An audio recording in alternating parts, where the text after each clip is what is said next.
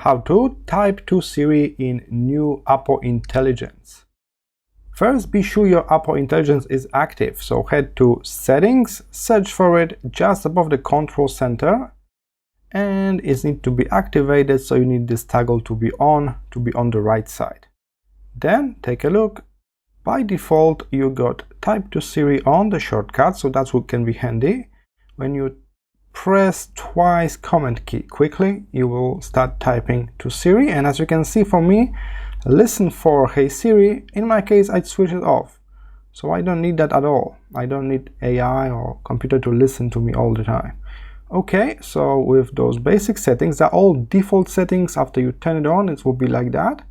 Now we can try. So let's try first with a shortcut. Command, and now I'm already typing to Siri.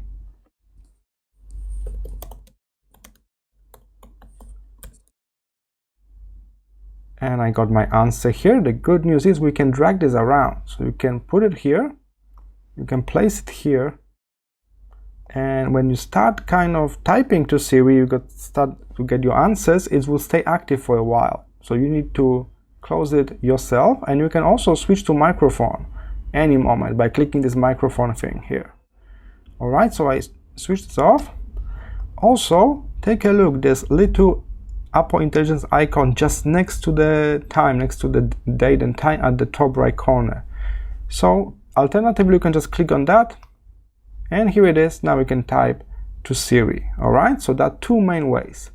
Click on the icon next to the calendar, top right, or simply tap Command key, the one next to the spacebar, twice.